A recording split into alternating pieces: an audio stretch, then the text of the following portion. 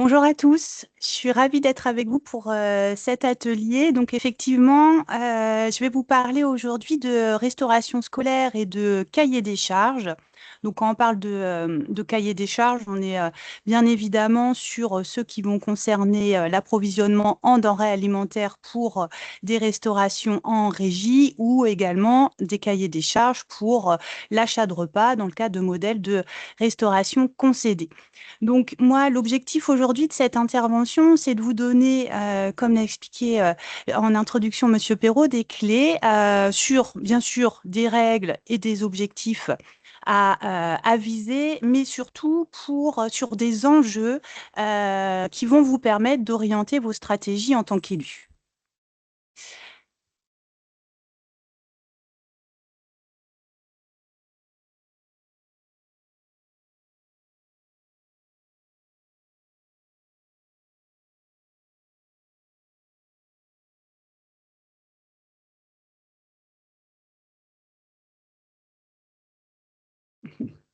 C'est bon, on peut passer à la suite.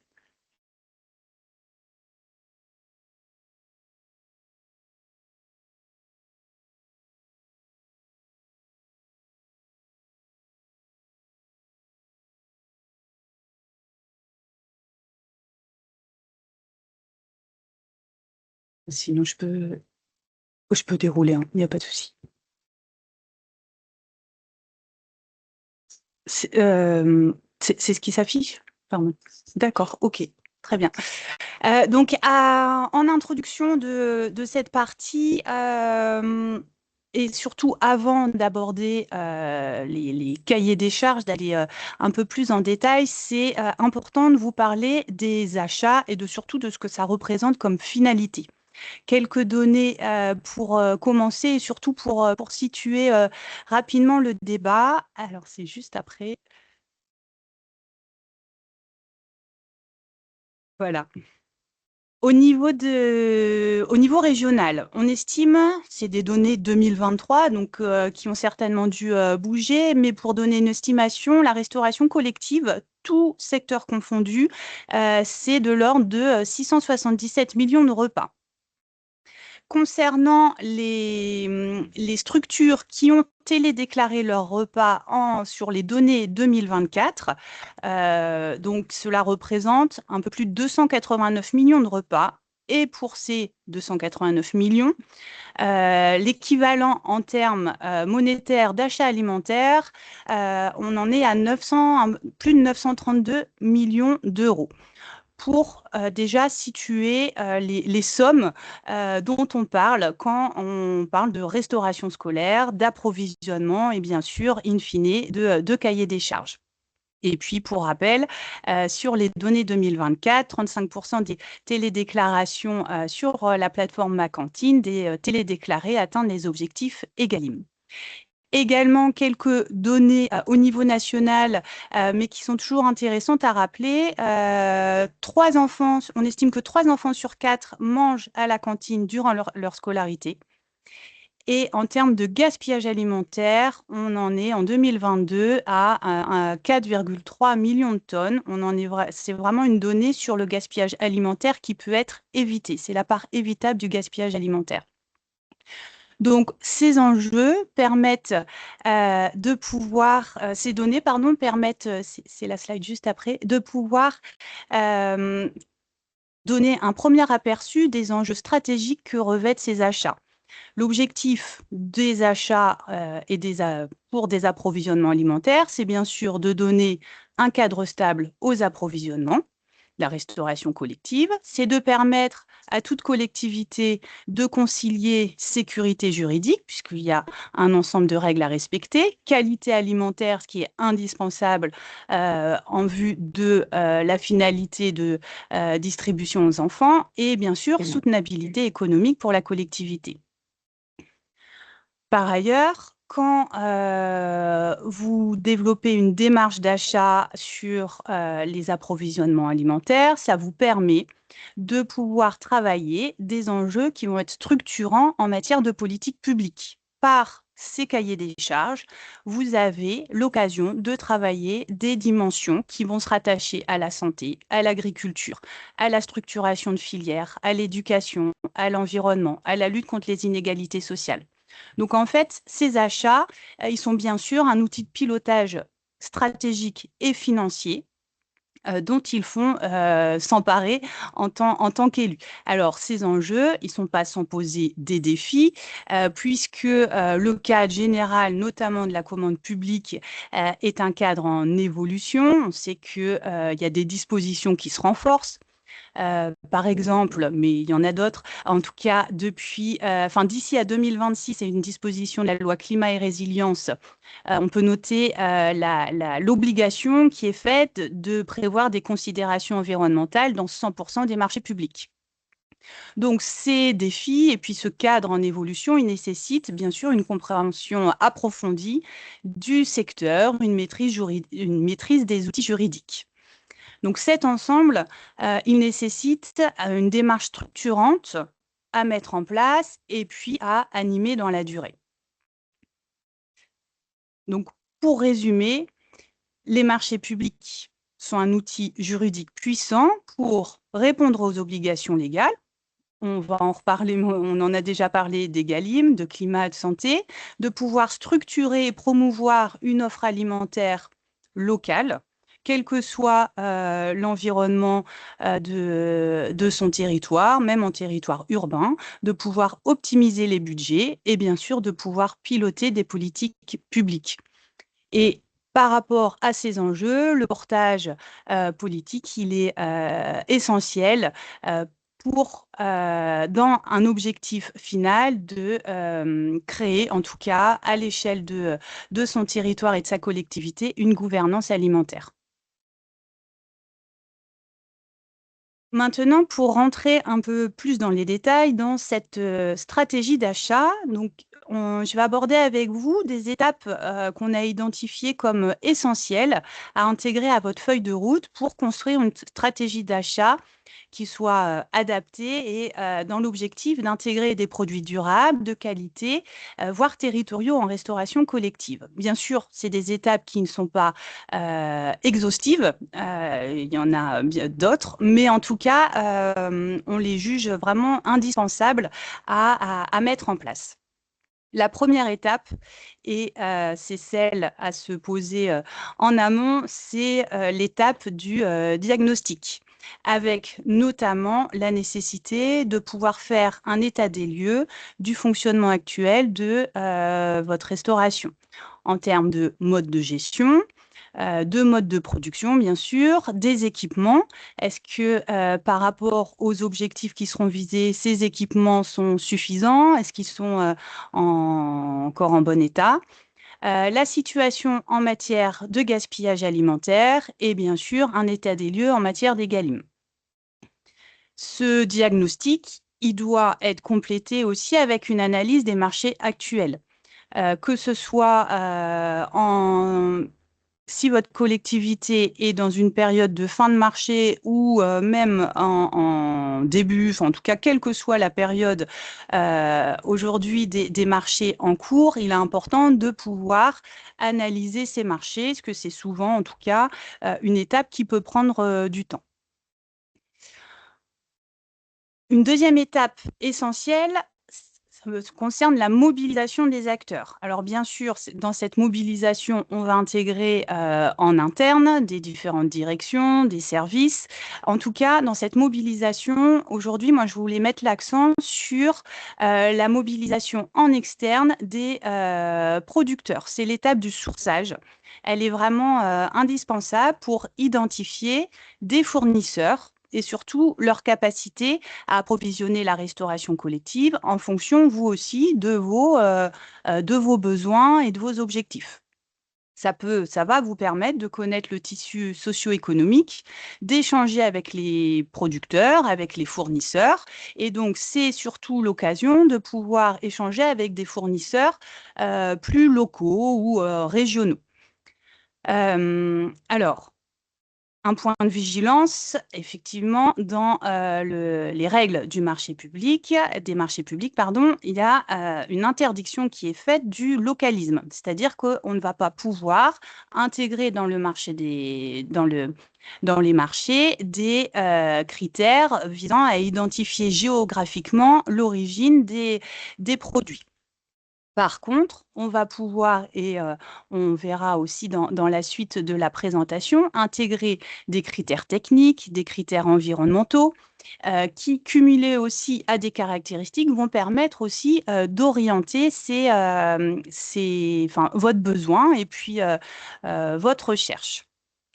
Dans les bonnes pratiques identifiées, surtout, n'hésitez pas à vous rapprocher sur le projet alimentaire territorial de votre territoire, donc le PAT, ou si votre territoire n'est pas encore concerné par cette démarche alimentaire, c'est aussi l'occasion de réfléchir à la mise en place de ce type de démarche, de contacter le plus largement possible les acteurs, les réseaux. Alors, en guise d'exemple, mais il y en a bien sûr bien d'autres, la Chambre d'agriculture, le GAB Île-de-France, les interprofessions et puis les acteurs locaux de territoire. Et le plus possible de participer ou même de créer des rencontres producteurs, acheteurs, responsables de restauration collective. C'est de plus en plus développé par des collectivités. N'hésitez pas à en prendre exemple, notamment Paris ou département de la Seine-Saint-Denis qui mettent en place ce type de démarche. Une troisième étape va bien sûr concerner l'étape de la définition et surtout du pilotage de sa stratégie. Dans cette étape, la définition de la stratégie d'allotissement est essentielle. C'est-à-dire que, bien sûr, ne se résume pas à cet allotissement, mais il ne faut surtout pas sous-estimer cette action. C'est-à-dire que l'allotissement, il va bien sûr devoir nécessiter, en tout cas, un travail très technique, très juridique, mais c'est vraiment une étape qui va orienter votre stratégie, parce qu'il permet de refléter votre besoin, de faciliter l'accès aux entreprises du territoire ou en tout cas à diverses catégories d'entreprises. L'objectif étant de ne pas engendrer une gestion trop complexe pour l'acheteur, donc pour la collectivité, et puis que cette stratégie d'allotissement, elle, soit adaptée en fonction des résultats du sourçage. Donc, dans les points de vigilance, bien sûr, gardez à l'esprit que, par principe, un marché public doit être alloti. C'est le principe de libre concurrence. Mais en tout cas, c'est intéressant de pouvoir le faire varier parce qu'un allotissement plus fin peut en tout cas être davantage en cohérence avec l'offre locale, mais à pondérer aussi avec des coûts logistiques qui peuvent être plus importants. À l'inverse, un allotissement un peu plus massifié, plus important, va pouvoir permettre d'optimiser les coûts et la logistique, mais peut aussi défavoriser la candidature de certains producteurs et notamment de petites entreprises. Donc ça, c'est vraiment une étape indispensable. Et alors, il y a différentes possibilités pour cet allotissement, que ce soit des lots géographiques pour regrouper vos établissements, des lots par SICO, par typologie de produits. Pareil, dans les bonnes pratiques, et ça c'est valable en fait pour toutes les étapes, surtout de ne pas hésiter à s'inspirer, à bénéficier des retours de pratique d'autres collectivités. Je vous ai mis un lien sur un document qu'a publié le département de Seine-Saint-Denis dans le cadre de son projet alimentaire territorial et qui analyse donc ces précédents marchés et les stratégies mises en place avec des impacts en termes de notamment d'allotissement, mais pas que. Et c'est vraiment très riche d'enseignements. Dans cette étape de définition et de pilotage stratégique, il est nécessaire, c'est même indispensable, de cadrer les attentes Egalim et de définir les obligations du soumissionnaire. Parfois, on peut se dire que repréciser les attentes relatives aux critères EGalim, c'est pas forcément indispensable parce que c'est la loi. Alors effectivement, c'est la loi, mais c'est important de les remettre déjà pour que ça soit après, comme c'est un document contractuel avec le soumissionnaire, enfin, ça recadre bien les obligations. Et puis surtout, ça permet tout de suite de situer les objectifs que vous visez. Après, cette étape de précision des attentes, il est important en tout cas de la dérouler et de l'agencer en cohérence sur toutes les pièces du marché. C'est-à-dire que les attentes, donc elles vont plutôt, par exemple, être mises dans le cadre du CCTP, mais en cohérence, c'est-à-dire que il va être important de définir, d'intégrer des clauses de pénalité, voire même de résiliation en cas de non-respect. Également, on peut, et c'est même un enjeu fort pour challenger aussi les soumissionnaires dans leurs réponses, définir des critères d'attribution pour faciliter l'acquisition de produits de qualité, donc dans le règlement de consultation. En point de vigilance, un conseil, c'est de pouvoir vraiment imposer aussi les obligations de suivi que vous allez définir auprès du soumissionnaire et la remontée d'informations. Est-ce que vous allez demander des remontées trimestrielles, annuelles, quelles données exactement, selon quel cadrage? À noter que dans ce cadre-là, sur la restauration concédée, il est aussi très important de pouvoir bien définir au soumissionnaire si c'est lui qui s'occupe de télédéclarer les données auprès sur la plateforme Ma Cantine ou si il vous les fait remonter. Dans les bonnes pratiques, il est aussi possible de prévoir, et c'est plus particulièrement pour la restauration concédée, un plan pour atteindre progressivement les objectifs EGalim. C'est-à-dire que vous pouvez fixer des objectifs chiffrés qui vont bien sûr s'étendre d'année en année. Alors, un petit rappel sur les dispositions de la loi EGalim et donc en termes de trois grands objectifs, trois grands piliers sur l'amélioration de l'équilibre des relations commerciales, sur le renforcement de la qualité sanitaire, environnementale, nutritionnelle, et puis bien sûr le fait de favoriser une alimentation saine, sûre et durable pour tous. Donc ces objectifs, ils se traduisent notamment par des objectifs qui sont propres à la restauration collective et plus particulièrement sur les approvisionnements. La nécessité de respecter 50% de produits durables et de qualité, dont 20% de bio. Ainsi que depuis 2024, le fait d'avoir pour les viandes et les poissons, d'atteindre 60% de viandes et poissons labellisés. Juste après, effectivement, je vous ai détaillé la liste des critères qui rentrent dans cette définition des approvisionnements pour la loi EGalim. Donc, on a des critères qui sont majoritairement issus, enfin en tout cas qui permettent de cibler majoritairement des produits durables et de qualité, donc par SICO, par label.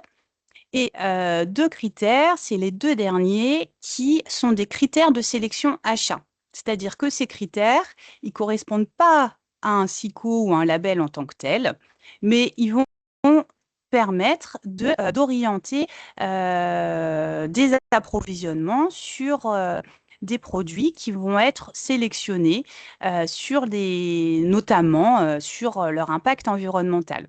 Je vous ai détaillé ces deux critères juste après parce que en fait, ils sont quand même moins utilisés, mais ça peut être une véritable marge de manœuvre et surtout un outil stratégique dans ces cahiers des charges.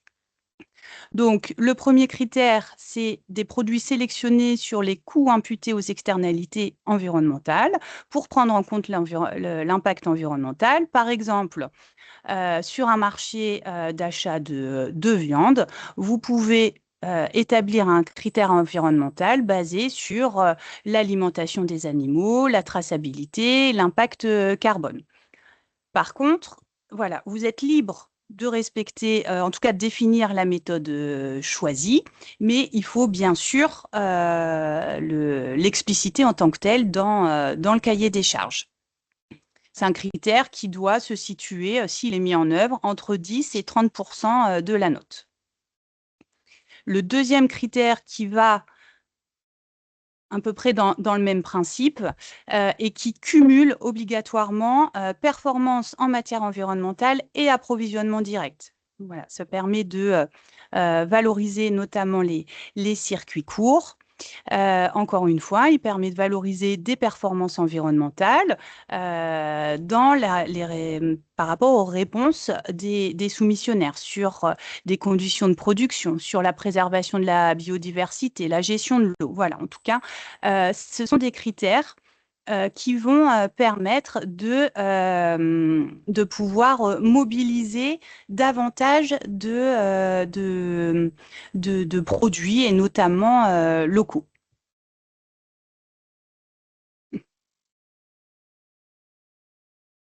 Une étape également indispensable, une fois que votre stratégie elle est définie, le fait de mobiliser des leviers.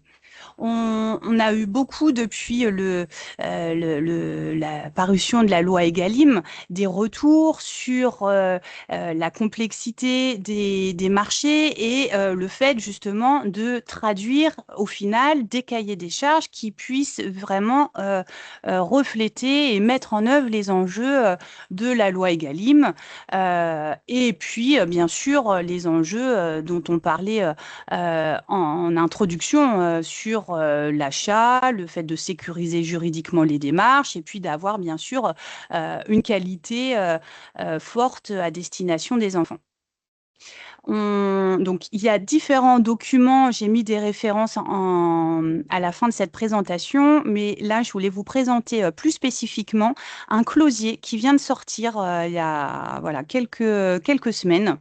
Qui a été réalisé par le ministère de l'Agriculture en lien avec, et notamment par le CNRC, qui permet en fait de catégoriser 29 leviers et qui définissent des clauses vraiment prêtes à l'emploi, intégrables dans vos marchés, que ce soit sur des marchés d'achat de denrées ou de repas. Donc, ces leviers, je les ai cités juste après. Vous pouvez en prendre connaissance. C'est bien sûr un outil très technique, mais en tout cas, ils servent aussi vraiment à orienter et à appuyer vos stratégies. Donc, les leviers qui sont développés, en tout cas mis en avant, donc on a des leviers relatifs à la qualité du produit, des leviers relatifs à la sécurité des aliments et au bien-être animal, des leviers relatifs à l'environnement, à la souveraineté alimentaire et des leviers socialement responsables. Juste en face, je vous ai mis à chaque fois un exemple. Alors, c'est vraiment un exemple parmi d'autres. Le document est assez conséquent. En tout cas, il est en ligne.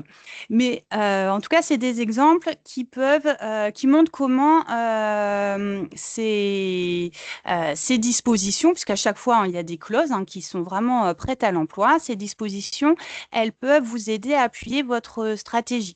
Par exemple, sur le fait d'intégrer une clause permettant de commander des bovins, des ovins à l'équilibre.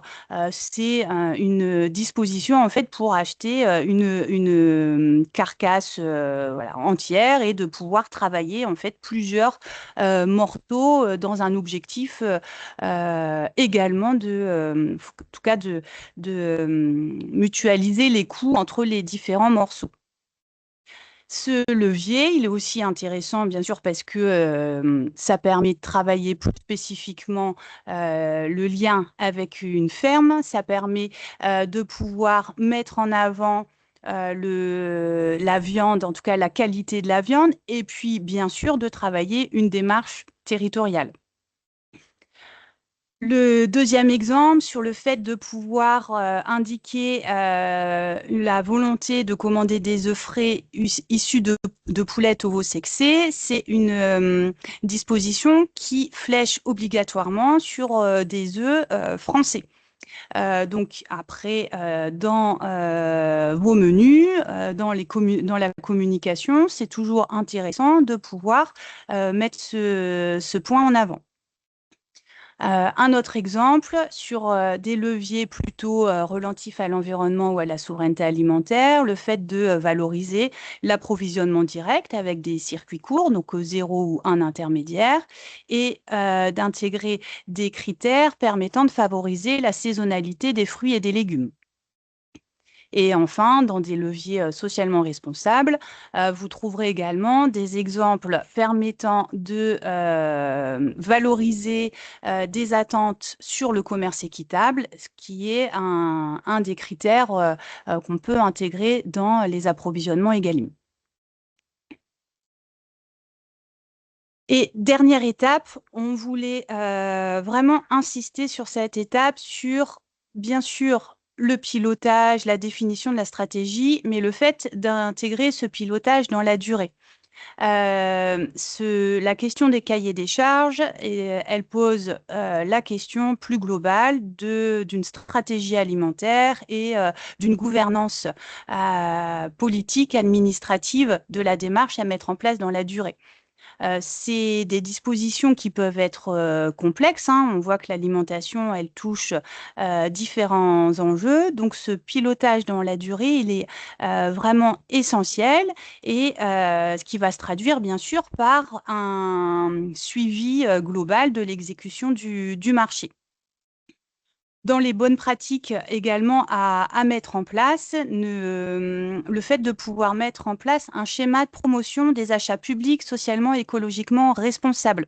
C'est un document de planification stratégique qui va permettre non seulement de bien définir et puis formaliser le cadre des achats publics et donc de pouvoir vous y référer au fur et à mesure et puis de valoriser en tout cas les enjeux qui sont poursuivis. Donc, pour conclure, avant de passer à vos questions, les recommandations sur lesquelles en tout cas, l'objectif était de pouvoir insister dans cette présentation. Cette question des cahiers des charges, c'est une démarche qui est bien sûr pas à pas à ancrer dans la durée. N'hésitez pas à cibler les priorités et puis assurer à chaque fois un suivi. L'objectif, c'est bien sûr de l'accompagner plus globalement et en transversalité. C'est-à-dire que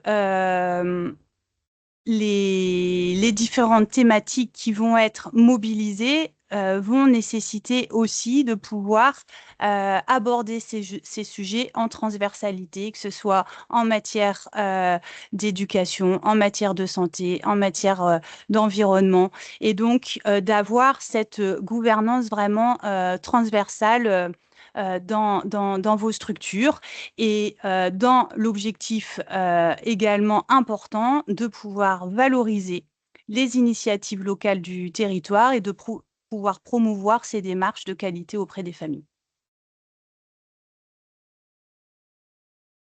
Et pour finir, voilà, quelques exemples de ressources, mais bien sûr, il y en a d'autres et on pourra compléter en cas de besoin.